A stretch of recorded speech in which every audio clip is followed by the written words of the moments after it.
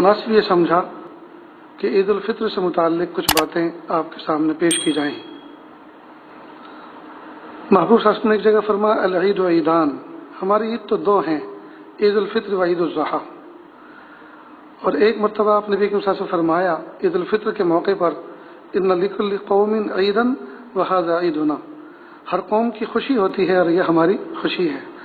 تو عید الفطر اور عید الاضحیٰ یہ اسلامی شعائر میں سے ہے۔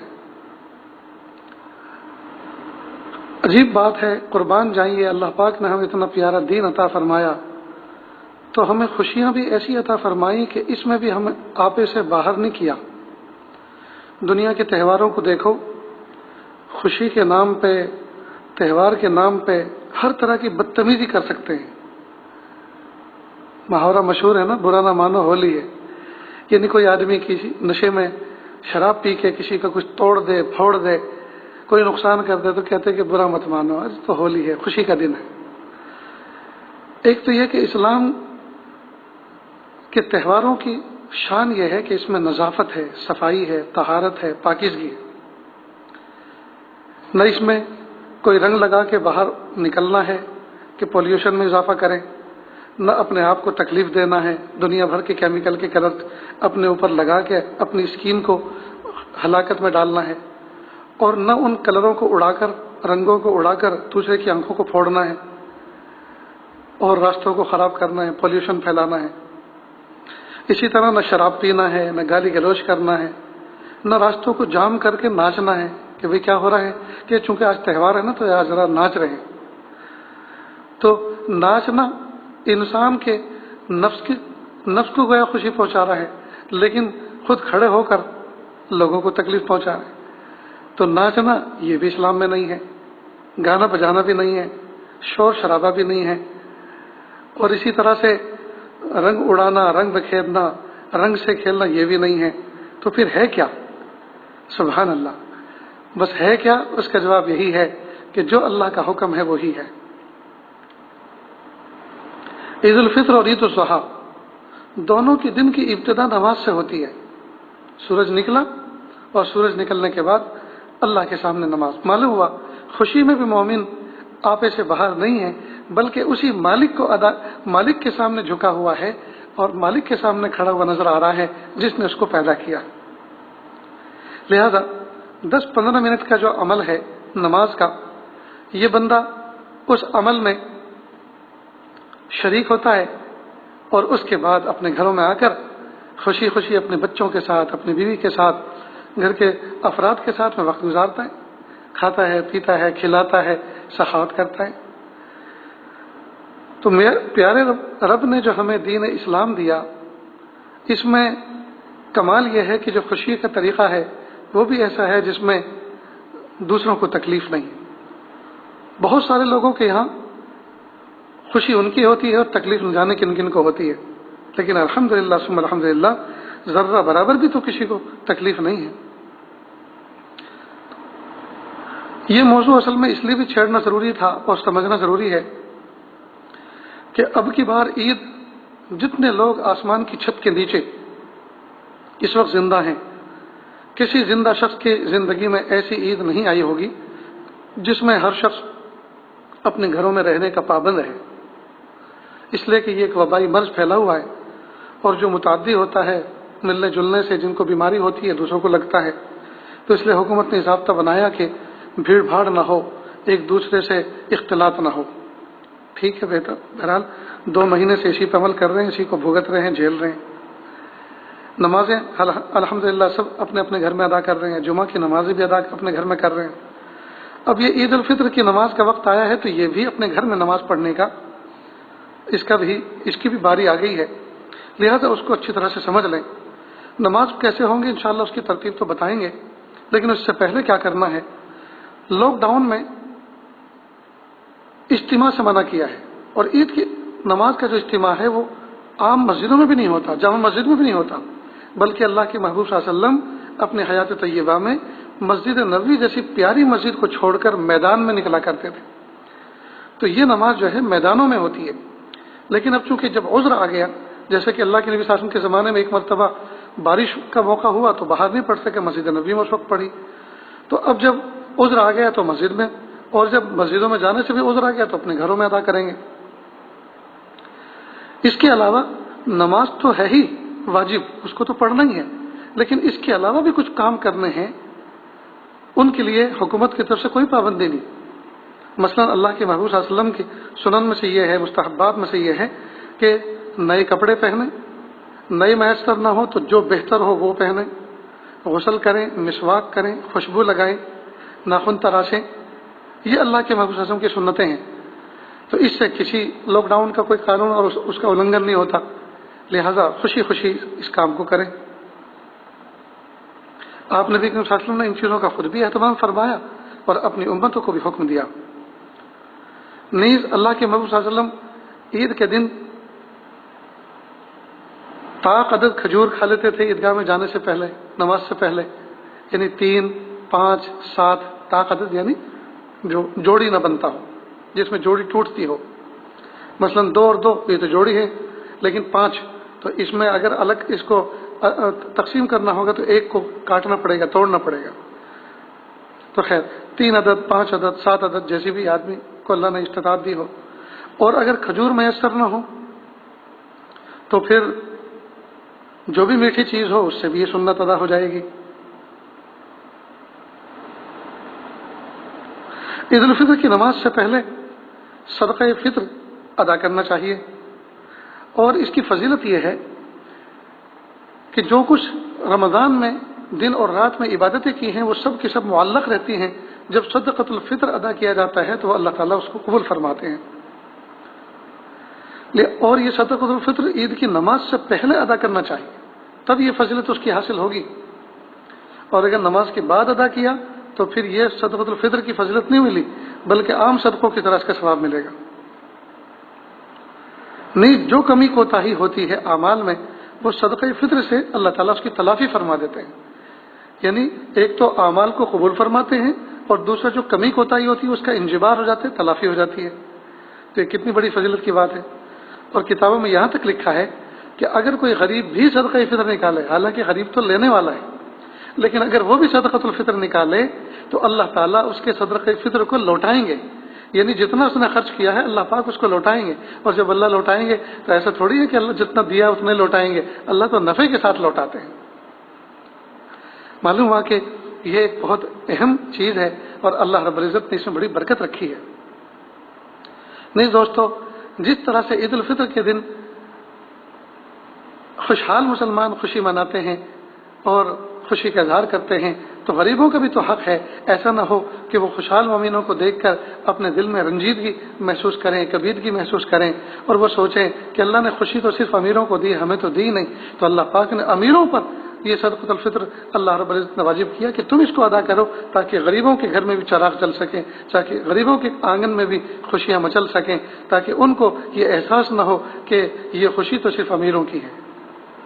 تو امیروں کو ذریعہ بنایا غریبوں کی خوشی پوری کرنے کے لیے۔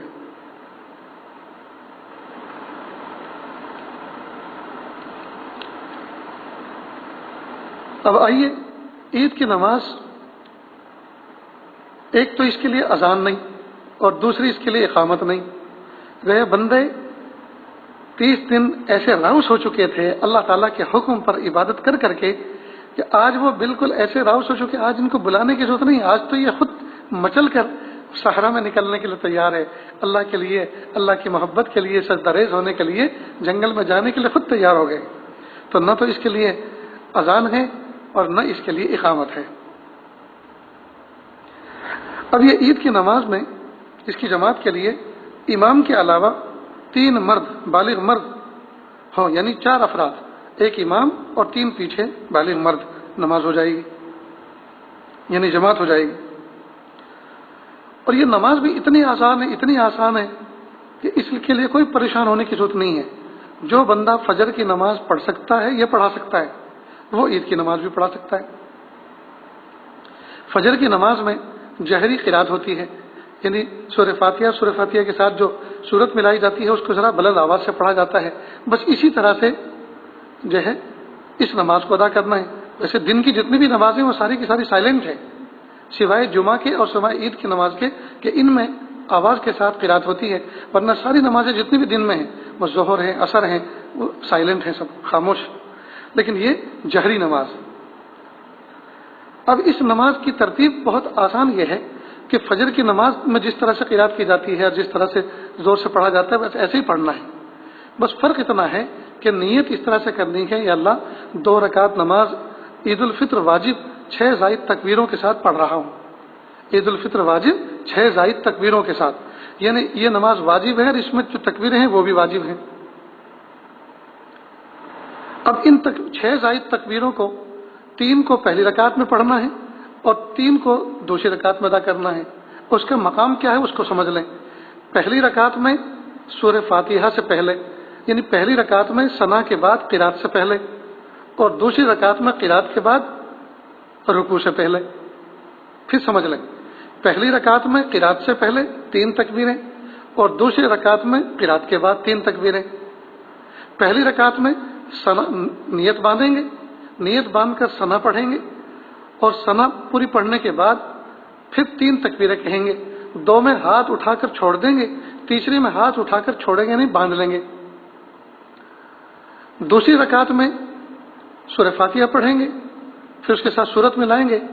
اب رکوع میں جانے سے پہلے 3 تکبیریں زائد پڑھیں گے، تینوں میں ہاتھ اٹھائیں گے اور چھوڑ دیں گے، اور چوتھے میں ہاتھ اٹھائے بغیر، چونکہ وہ رکوع کی تکبیر ہے اس میں تو ہاتھ نہیں اٹھایا جاتا، جیسے روٹین کی نماز میں رکوع میں کی تکبیر میں ہاتھ نہیں اٹھاتے، ایسے ہی بغیر ہاتھ اٹھائے ہوئے اللہ اکبر کہتے ہوئے رکوع میں چلے جائیں۔ بہت ہی آسان ہے۔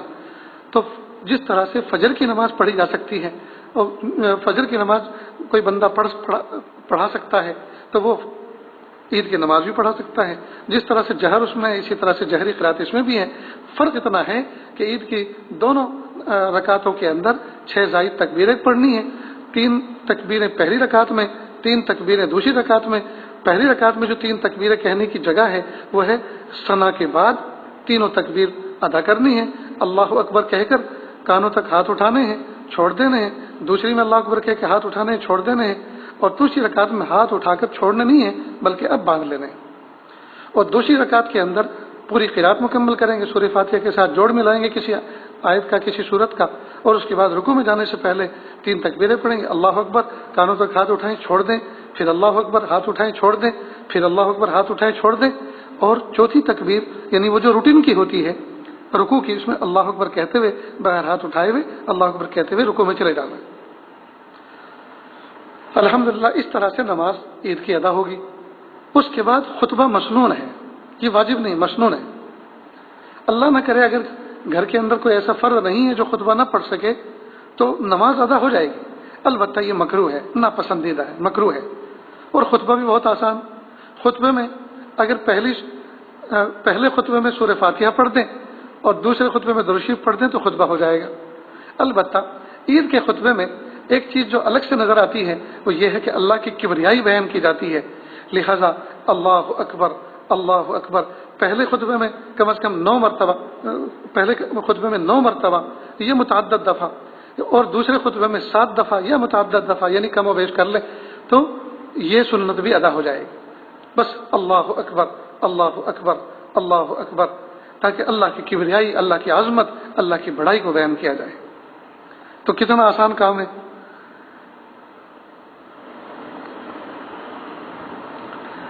اب دوستو، یہ جو ہمارے علماء کرام کی طرف سے، مشائخ کی طرف سے اور امت کے درد مند دل رکھنے والے افراد کی طرف سے یہ بات جو کہی جا رہی تھی، بار بار کہی جا رہی تھی کہ بھئی عید سادگی کے ساتھ منائی جائے، عید سادگی کے ساتھ منائی جائے، تو سادگی کا مطلب یہ ہرگز نہیں کہ اب کی بار گویا اللہ تعالیٰ کے سامنے ہمیں احتجاج کرنا ہے، کالی پٹی باندھنی ہے، یا یہ کہ میلے کپڑے پہننے ہیں، یا کچھ بھی نہیں پکانا، بس فاقے جیسے رہنا ہے، اور اللہ کو گویا نعوذ باللہ منہ چڑھانا ہے کہ تم نے ہمیں لاک ڈاؤن میں مصیبت بھیج کے پریشان رکھا، لو آج ہم بھی کوئی خوشی نہیں مناتے اور تمہارے سامنے سجدہ نہیں کرتے۔ نہیں نہیں نہیں، ہرگز نہیں، توبہ توبہ، استغفر اللہ الف الف مرہ، 1000 مرتبہ اللہ سے توبہ کریں، ایسا ہرگز نہیں۔ ہم الحمدللہ غسل بھی کریں گے، مسواک بھی کریں گے، ناخن بھی تراشیں گے، اچھے کپڑے بھی پہنیں گے، نئے میسر ہے تو نئے پہنیں گے، اور گھر میں جو اچھے پکوان ہیں وہ بھی تیار کریں گے، سارے کام کرنے، خوشبو بھی لگائیں گے، سب کرنے۔ بس اتنا ہے کہ گھروں کے باہر جو نکلنا ہوتا ہے، یہ ٹولی بنا بنا کر، جماعتیں بنا بنا کر ایک دوسرے کے گھروں میں جاتے ہیں اور لوگوں کی جو ہے ایک دوسرے کی تواضع کرتے ہیں، یا ان کے یہاں کھانے کے لیے جاتے ہیں، تو بس یہ کام نہیں کرنا، تاکہ اگر متعدی مرض میں کچھ اضافہ ہوا تو ہمارے سر یہ منڈا نہ جائے، یہ نہ کہا جائے کہ یہ لوگ جو ہے نکلے تھے نا، یہ لوگ نکلے تھے، ان کی وجہ سے اضافہ ہوا، نعوذ باللہ۔ اللہ پاک پوری امت کی حفاظت فرمائے۔ تو سادگی کا مطلب یہ کہ بازار کی رونق نہ بنے، بازاروں میں چہل پہل نہ کریں، اور بازاروں میں خرید و فروخت کی وجہ سے بھیڑ کا جو ہے مجمع نہ کریں۔ سادگی کا مطلب یہ تھا، نہیں ہے کہ ہم جو ہے اپنی خوشیوں کو بالکل ختم کر دیں۔ نیز جب شاپنگ نہیں ہوئی اور کھوٹے خرچے نہیں ہوئے، بہت سارے اسراف جو ہوتے ہیں وہ نہیں ہوتے، تو پیسے بچ گئے، اب وہ بچے ہوئے پیسے صدقے کی نیت سے غریبوں کو پہنچائے۔ راشن کے لوگوں کی بہت سو کو ضرورت ہے، راشن کٹ بنا کے پہنچائیں، ان کو خوشی میسر ہوگی جب تک جی وہ راشن چلتا رہے گا، ہمیں کتنا بڑا اللہ پاک اجر عطا فرمائیں گے۔ تو یہ کام کرنے کے ہیں، یہ کریں۔ بہرحال یہ چند باتیں عید سے متعلق عرض کی گئی تھیں۔ اللہ رب العزت نے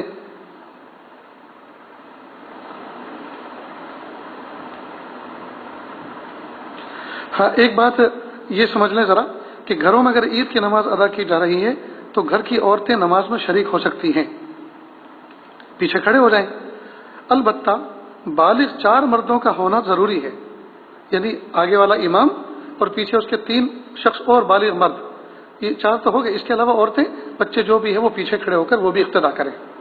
ہاں ایک مسئلہ اور ہے کہ وہ جو چلا تھا اور ایک بڑے عالم کی طرف سے یہ بات چلی تھی کہ آن لائن نماز ہوگی، تو بھئی اس بات کو اچھی طرح سے سمجھ لیں کہ ہمارے علماء، مشائخ، مفتیان کرام سب لوگ اس بات پر متفق ہیں کہ آن لائن نماز کوئی چیز نہیں ہے۔ آن لائن کیا ہوتا ہے؟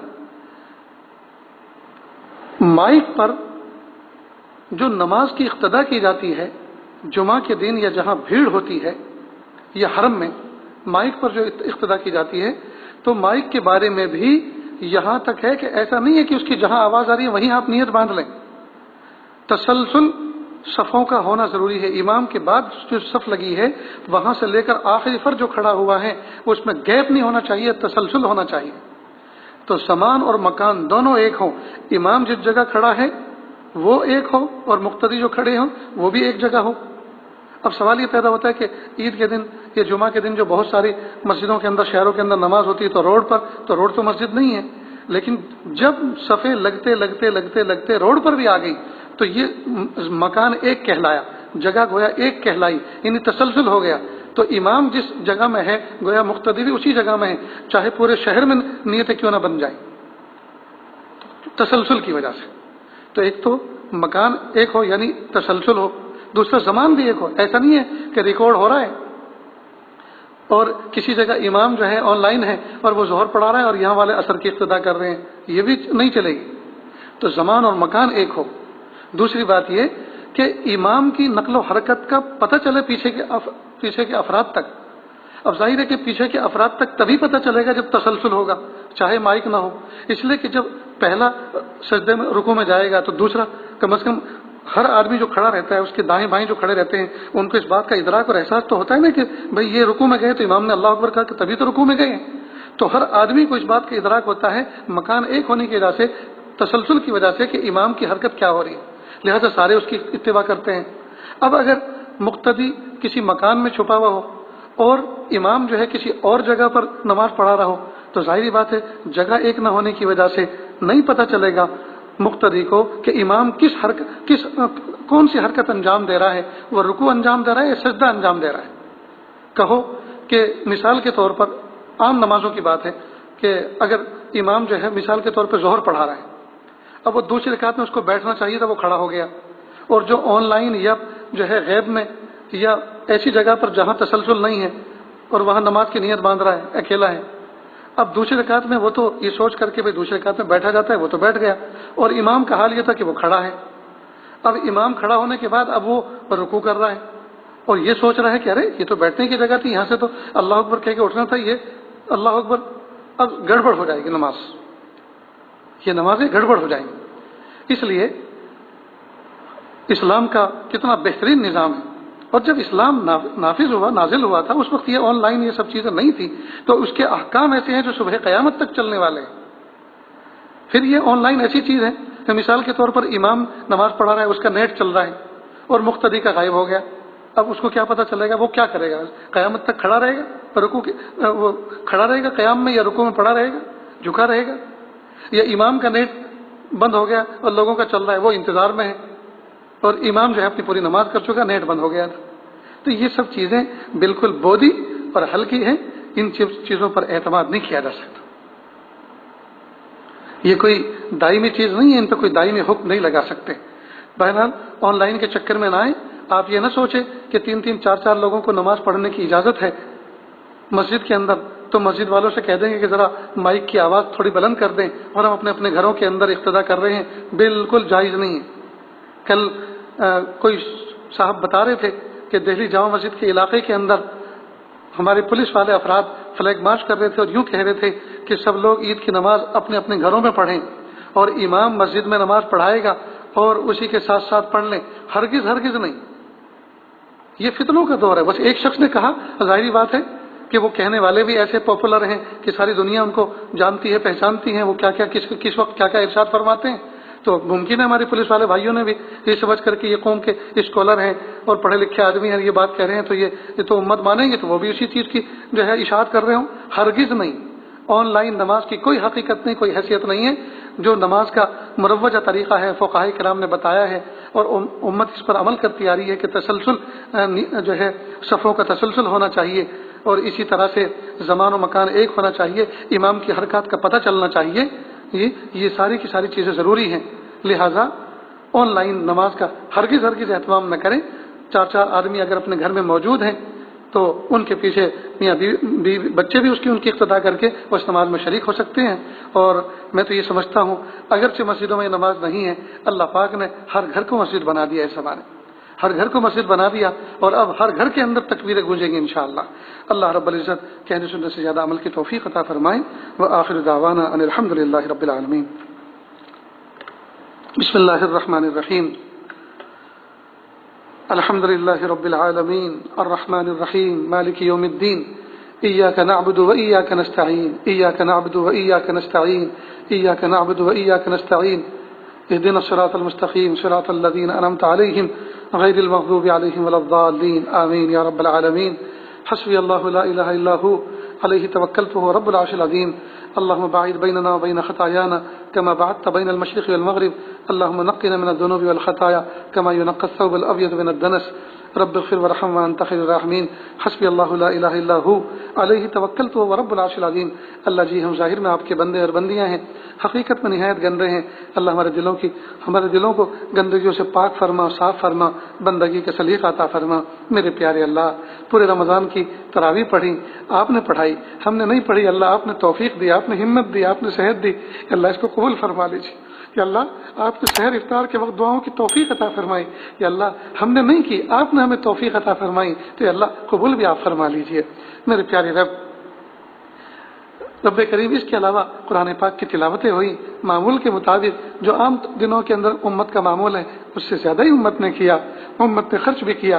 میرے پیارے اللہ ساری نیکیوں کو قبول فرما لیجیے، یا اللہ ان نیکیوں کے بدلے یا اللہ امت کو اپنا قرب، اپنی محبت، اپنی معرفت عطا فرما دیجیے، امت سے تکلیفوں کو دور کر دیجیے، پریشانیوں کو دور فرما دیجیے۔ میرے پیارے اللہ بہت سے گھروں کے اندر بیمار لوگ، یا اللہ بیوی شوہر کے پاس بیٹھی ہوئی ہے، بچے بیمار ماں باپ کے پاس کھڑے ہوئے ہیں، بیٹھے ہوئے ہیں، اور میرے پیارے اللہ ان کی خوشی تو اسی وقت ہوگی جب کہ ان کی امی ابا شفا یاب ہو جائیں گے، صحت یاب ہو جائیں گے۔ میرے پیارے اللہ شفا دے دیجیے۔ اے میرے پیارے رب، نہ جانے کتنے نوجوان اور کتنے افراد امت کے ناجائز قید و بند میں جکڑے ہوئے پکڑے ہوئے ہیں، نہ ان کے ٹرائل ہو رہے ہیں، نہ ان کا مقدمے دائر ہو رہے ہیں، نہ ان کے اوپر چارج شیٹ داخل کی جا رہی ہے، بس ایسے ہی اندر ڈال رکھا ہے، جیل میں سڑا رکھا ہے۔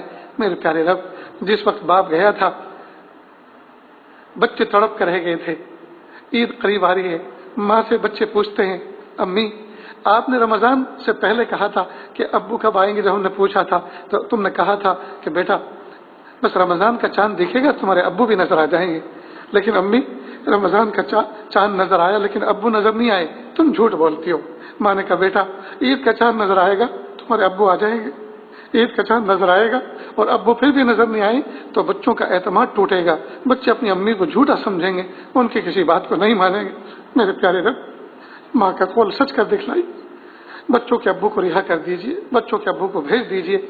मेरे प्यारे अल्लाह, कई साल गुजर चुके हैं, जेलों के अंदर नाजायज कैदोबंद में पकड़े हुए जकड़े हुए हैं। कि अल्लाह आफियत के साथ उनको रिहा फरमा दीजिए। कि अल्लाह उनकी ईद तो उसी दिन होगी जब चांद के साथ साथ उनके अब्बू की दीद भी होगी, अपने अब्बू की ज़ियारत भी करेंगे। मेरे प्यारे अल्लाह आफियत के साथ भेज दीजिए।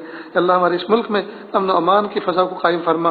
पूरी दुनिया के अंदर या अल्लाह अहले इस्लाम इस वक्त जो मजलूम है, या अल्लाह उनको मजलूमियत से निकालिए। या अल्लाह उनको अज़मत रफ़्त अता फरमा, शौकत रफ़्त अता फरमा, शान रफ़्त अता फरमा, खिलाफत रफ़्त अता फरमा, गैरत रफ़्त अता फरमा। मेरे प्यारे अल्लाह, हम सबको ऐसा बना दीजिए हम आपको पसंद आ जाएं। अल्लाह जी तक़वा दे दीजिए, पाकीज़गी दे दीजिए, मारिफत दे दीजिए, कुर्ब दे दीजिए, विलायत दे दीजिए, मकाम एहसान दे दीजिए, मकाम एहसान का कामिल एहसास दे दीजिए। मेरे प्यारे रब दे दीजिए, अच्छे रब दे दीजिए, सोने रब दे दीजिए। प्यारे अल्लाह दे दीजिए, मेहरबानी फरमा दीजिए। प्यारे अल्लाह, बीमार है उनको शिफा दे दीजिए, मकरूज़ कर्जों की अदायगी की शक्लें पैदा फरमा दीजिए।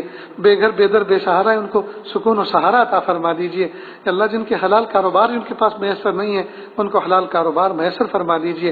अल्लाह इस लॉकडाउन की वजह से जो उम्मत का खसारा हुआ है, या अल्लाह थोड़े ही दिनों में या अल्लाह नफ़े के साथ उस खसारे की भरपाई फरमा दीजिए। मेरे प्यारे अल्लाह, जो मांगा अता फरमा, जो मांगने से रहेगा वो भी अता फरमा। अल्लाह जी मांगना नहीं आता, बिन मांगे अता फरमा, मांगने का ढंग और सलीका अता फरमा। व सल्लल्लाहु तआला अला खैर खल्क़िही मुहम्मदिन व आलिही। हक नगर हक नुमा पेशवा पेशवा ए हबीबे